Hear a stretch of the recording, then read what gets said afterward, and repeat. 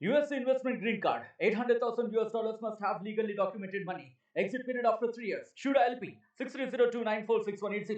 రాష్ట్ర వ్యాప్తంగా అన్ని ప్రభుత్వ హాస్పిటల్లో జూనియర్ డాక్టర్లు సమ్మె బాట పట్టారు.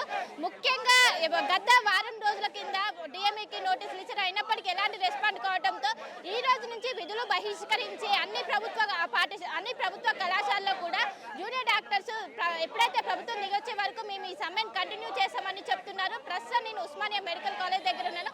ఒకసారి విజువల్స్ లో చూసుకోవచ్చు. మొత్తము విధులు బహిష్కరించి ఓన్లీ అత్యవసర సేవలు మినహా అన్ని విధులు బహిష్కరించి ఇక్కడ సమ్మె బాట పట్టారు. ముఖ్యంగా ఉస్మానియా జనరల్ హాస్పిటల్ కొత్త బిల్డింగ్ కావాలి. ముఖ్యంగా ప్రధాన డిమాండ్స్ ఏంటో వారిని అడిగి తెలుసుకుందాం.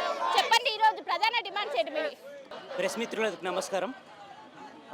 ఈ ప్రధాన డిమాండ్లు అనేవి మేము 10 ఇయర్స్ నుంచి కష్టపడుతూనే వచ్చాం. వీటి గురించి గవర్నమెంట్కి విన్నపిస్తూ అలసిపోయి ఇంకొక మార్గం లేక మేము స్ట్రైక్ దిగాల్సి వచ్చిన పరిస్థితి. ఏంటంటే మా డిమాండ్స్ ఓజీహెచ్ ఉస్మానియా జనరల్ హాస్పిటల్లో ఉన్న దుర్భర్య పరిస్థితి అర్థమైందా. చాలా రోజుల నుంచి మేము ఎన్నోసార్లు గవర్నమెంట్కి వెళ్ళి రిప్రజెంట్ చేస్తాం. అయ్యా, ప్రజారోగ్యం కష్టాల్లో ఉంది, మీరు చూసుకోండి, కొంచెం ఉస్మానియా హాస్పిటల్ కొత్త భవనం నిర్మించండి అని చాలాసార్లు మేము విన్నపించుకున్నాం. అయినా కానీ అంటే ముందు స్టెప్ వేస్తాము, అరే ఒకసారి కోర్టులో ఉంది, లేకపోతే ఇంకొకరు ఆపుతున్నారు అని చెప్పేసి ఆపడమే తప్ప దానికి వచ్చి ఎవరు కూడా దాని గురించి ఒక ప్రొవిజన్ రిలీజ్ చేసింది లేదు, ఏం లేదు.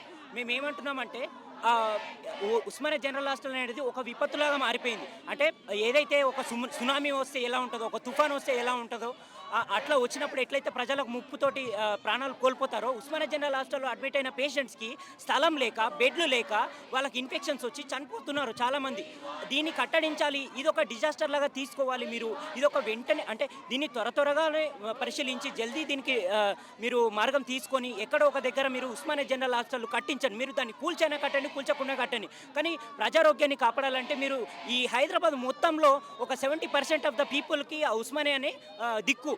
ఇంత పేద ప్రజలందరికీ దిక్కు ఉస్మానియా హాస్పిటల్. ఎన్నో రాష్ట్రాల నుంచి కూడా ఈ ఈ మన రైల్వే స్టేషన్ నుంచి, ఎంజీబీఎస్ బస్ స్టాప్ నుంచి ఎంతో మంది ఎన్నో రాష్ట్రాల నుంచి కూడా ఇక్కడికి వస్తున్నారు. కానీ వాళ్ళకి తగ్గట్టు వాళ్ళు ఎంతో ఆశలతోటి ఇక్కడికి వచ్చి ఫ్రీ ట్రీట్మెంట్ తీసుకుందామని వస్తుంటే వాళ్ళు వచ్చే స్థలం లేక, బెడ్లు లేక వాళ్ళు ఇక్కడనే వాళ్ళ యొక్క ప్రాణాలు కోల్పోవాల్సిన పరిస్థితి వచ్చింది ఈసారి.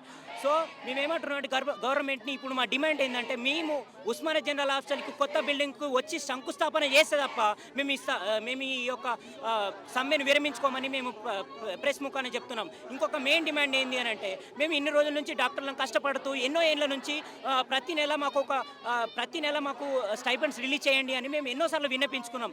అయినా కానీ మేము ప్రతి ఒక్కసారి డిఎంఈ ఆఫీస్కి వెళ్ళాలి, పిఏఓకి వెళ్ళాలి, సెక్రటరియట్కి వెళ్ళాలి, ఎన్నిసార్లు ఇట్లా తిరిగేది. ఎన్నిసార్లు మేము అడిగినా కానీ మళ్ళీ చర్చలకు పిలుస్తారు, మళ్ళీ పిలిచి ఓకే మేము చేస్తామని చెప్పేస్తారు, అన్ని కూల్ చేసేస్తారు. కానీ ఏ రకమైనటువంటి గ్రీన్ ఛానల్ కానీ, ఏ రకమైనటువంటి జీవో కానీ మాకు ప్రతి ఒక్క నెల మాకు ఫస్ట్ లోపు పడిపోవాలి, ఈ డేట్లో పడిపోవాలని ఎక్కడ కూడా మాకు రిలీజ్ చేయలేదు. కాబట్టి మేము అడిగేది గవర్నమెంట్ ఏంటంటే, మాకు ఒక గ్రీన్ ఛానల్, ఒక జీవో రిలీజ్ చేయండి. ప్రతి నెల 1వ తారీఖు కల్లా జూనియర్ డాక్టర్లందరికీ స్టైపెండ్స్ అనేవి వాళ్ళ అకౌంట్లలో పడతాయని. ఇంకొక మెయిన్, హెల్త్ మినిస్టర్ మాకు టైం కావాలి, కొంచెం టైం ఇవ్వాలి, కొత్తగా ప్రభుత్వం ఏర్పడిందని అన్నారు. ఆల్రెడీ గవర్నమెంట్ ఫామ్ అయ్యి 6 మంత్స్ అయిపోయింది. అన్ని రంగాల్లో వాళ్ళకు కావాల్సిన బడ్జెట్లు కానీ, వాళ్ళకు కావాల్సిన ఏవేవైతే ఫెసిలిటీస్ కావాలో, ఏవేవైతే అవసరాలు ఉన్నాయో వాటిని తీరుస్తున్నారు. కానీ మా యొక్క డిపార్ట్మెంట్, మా యొక్క ఫెసిలిటీస్, మా యొక్క వైద్య రంగాన్ని ఎందుకు చూస్తలేరు మీరు? మా యొక్క జూనియర్ డాక్టర్ల కష్టాలను ఎందుకు పట్టించుకుంటలేరు మీరు? ఇది మేము అడుగుతున్నాం. మేము 6 నెలల నుంచి ప్రతి నెల 4-5 సార్లు మీ దగ్గరకు వచ్చి విన్నపించుకుంటున్నాం, అయ్యా చూడండి అని. ఎందుకు మరి మా మీద ఎందుకు అంత చిన్న చూపు? ఎన్ని రోజుల వరకు ఇలానే సమ్మె కంటిన్యూ చేసే అవకాశం ఉంది? ఇప్పుడు మినిస్టర్ గారు వచ్చి మాతో మాట్లాడి చర్చించి జియో రిలీజ్ చేస్తాము అంటేనే ఈ సమ్మెను విరమించడానికి డిసైడ్ అయినాము.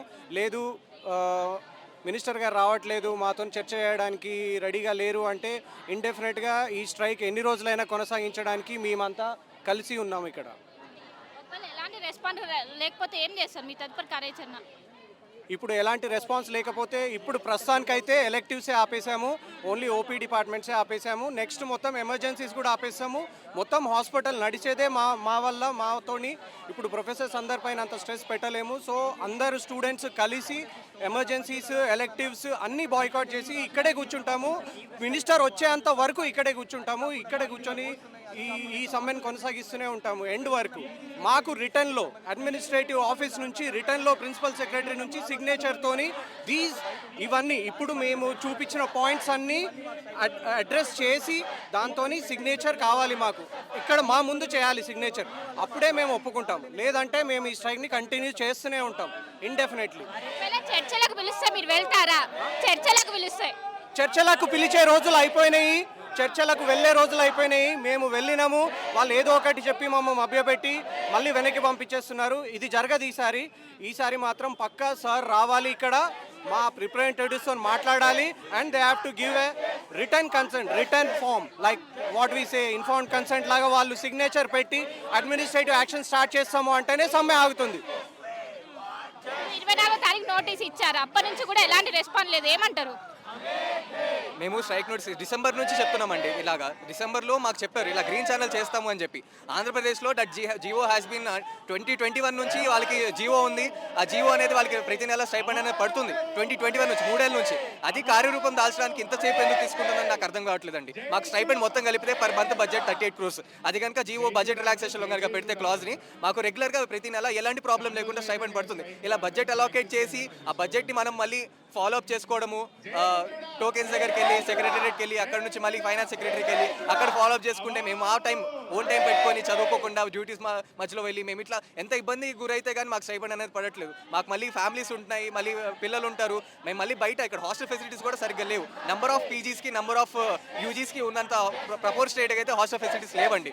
సో ఆ హాస్టల్ ఫెసిలిటీస్ కోసము అండ్ ఆల్సో హాస్టల్ లేనప్పుడు మేము బయట ఉంటాం. ఆ బయట లేనప్పుడు మాకు స్టైపెండ్ పడకపోతే మేము రెంట్లు ఎట్లా కట్టుకోవాలి? మాకు మళ్ళీ మేము ఇక్కడ హాస్పిటల్కి రావాలి, ఆ ఖర్చులు ఉంటాయి, తినే ఖర్చులు ఉంటాయి, అవి కూడా ఉంటాయి కదండి. ఇవి మా డిమాండ్స్ అన్ని మేము నెరవేర్తాకైతే మేమైతే స్ట్రైక్ అయితే కంటిన్యూ చేస్తామండి. As of now OPD wards అయితే ఎలెక్టివ్స్ అయితే మేము బాయ్కాట్ చేస్తున్నాం. ఎమర్జెన్సీస్ మీద మాకు మినిస్ట్రీ మీద నుంచి వచ్చే డెసిషన్ బట్టి మేము కంటిన్యూ చేస్తాం. ఓజీహెచ్ కొత్త బిల్డింగ్ అంటే వాళ్ళు మెయిన్గా అంటున్నది ఏంటంటే కోర్టులో పెండింగ్ ఉంది, దానివల్ల ఇది ఇప్పటికీ దానికి డబ్బులు కేటాయించామని అంటున్నారు.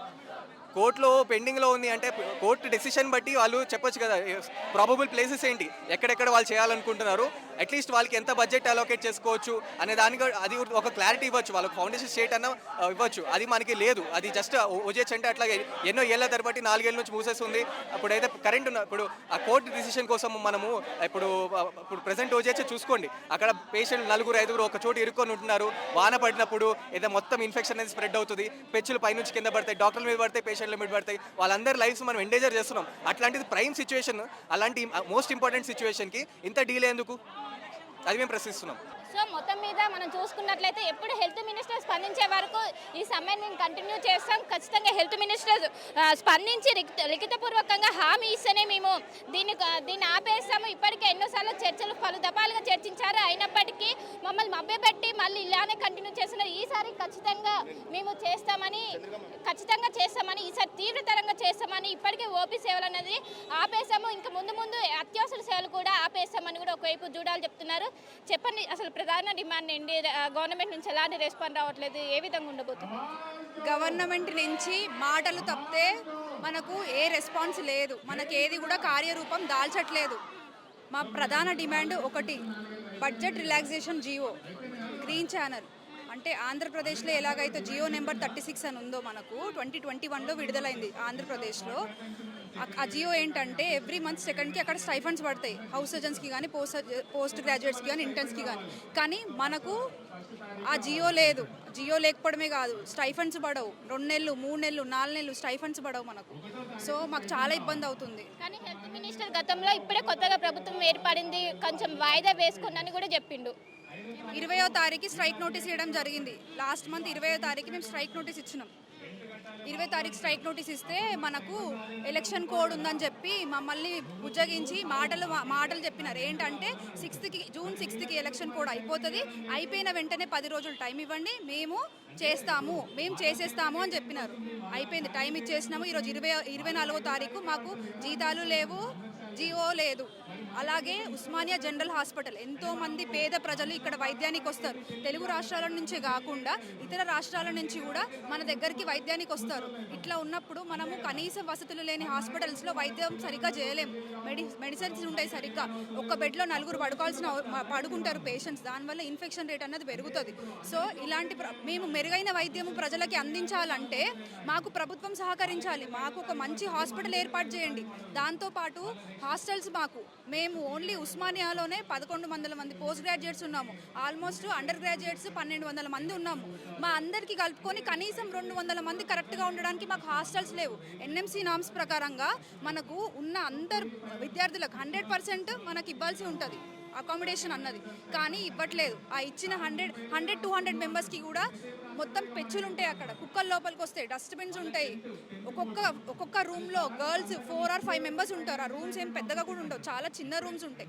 ఇవన్నీ కాకుండా ప్రభుత్వంలో చదివే పోస్ట్ గ్రాడ్యుయేట్స్కి ఇంటర్న్సే కాకుండా ఫ్రీ సీట్స్ వచ్చిన వాళ్ళు కొంతమంది ప్రైవేట్లో కూడా ఉంటారు. వాళ్ళకి అసలు స్టైఫండ్సే ఇవ్వట్లేదు. మాకు లేట్ ఇస్తున్నారు, వాళ్ళకి అసలు ఇవ్వట్లేదు. ఎంతో కష్టపడి సీట్లు తెచ్చుకున్నప్పుడు మాకు మినిమం పే అన్నది ఉంటుంది కదా. ఇదే మేము డిమాండ్ చేస్తున్నాం. మేము ఏ ప్రభుత్వానికి అగెన్స్ట్ కాము. హెల్త్ మినిస్టర్ గారు కానీ ఫైనాన్స్ మినిస్టర్ గారు కానీ మేము ఒకటే విన్నపం చేసుకుంటున్నాం, మీరు మా డిమాండ్స్ని త్వరలో ఫుల్ఫిల్ చేయండి. మీరు డిమాండ్స్ ఫుల్ఫిల్ చేయకపోతే మేము స్ట్రైక్ ఆపము. ఆల్రెడీ ఓపీస్ ఆపేసినాం, వార్డ్స్ ఆపేసినాం, ఇంకా ఎలక్టివ్స్ ఆపేసినాం. ఇలాగే స్ట్రైక్ కొనసాగుతుంటే మేము వేరే చర్యలు కూడా తీసుకోవాల్సి ఉంటుంది. జై జూడా. సో మొత్తం మీద మీరు ప్రతి సంవత్సరం ఇలా చేస్తూనే ఉంటారు, కానీ వాళ్ళు చర్చలో పిలిచి అది అక్కడనే ఆగిపోతుంది. ఇప్పుడు ఏ విధంగా ఉండబోతుంది? అందుకే కదా లాస్ట్ మేము గత 10 సంవత్సరాలు పాత గవర్నమెంట్లో, ఇప్పుడు కొత్త గవర్నమెంట్ ఫామ్ అయినాక 6 నెలలుగా గత 6-7 సార్లు మేము హెల్త్ మినిస్టర్స్ దగ్గర చర్చలకి వెళ్ళాము. కానీ వాళ్ళు ఓరల్గానే అష్యూరెన్స్ ఇచ్చారు, కానీ గ్రౌండ్లో మటుకు ఏం అమలు చేయట్లేదు. అందుకే మేము ఈ స్ట్రైక్కి దిగాము. ఇప్పుడు ఇనీషియల్గా ఓన్లీ ఓపీ, ఎలెక్టివ్స్, వార్డ్స్ మటుకే బాయ్కాట్ చేశాము. సో ఇప్పుడు కూడా మా సమస్యలు కనుక మాకు పరిష్కరించకపోతే, జీవో కనుక రాకపోతే మేము ఎమర్జెన్సీలు కూడా బాయ్కాట్ చేస్తామండి. ఇంకా తీవ్రంగా చేస్తాము స్ట్రైక్ అన్నది. సో మొత్తం మీద మనం చూసుకున్నట్లయితే ఈ రోజు నుంచి ఓపీ కావచ్చు, వార్డు సేవలు పూర్తి స్థాయిలో మొత్తం బహిష్కరించాము. ఇంకా ఇప్పటికైనా హెల్త్ మినిస్టర్ స్పందించకపోతే అత్యవసర సేవలు ఏవైతే ఉన్నాయో అవి కూడా బహిష్కరిస్తాం. ఇప్పటికైనా హెల్త్ మినిస్టర్ స్పందించాలా. ఇప్పటికే కొత్త ప్రభుత్వం ఏర్పడక మీ 6 months టైం ఇచ్చాము, అయినప్పటికీ ప్రభుత్వం నుంచి ఎటువంటి స్పందన లేదు.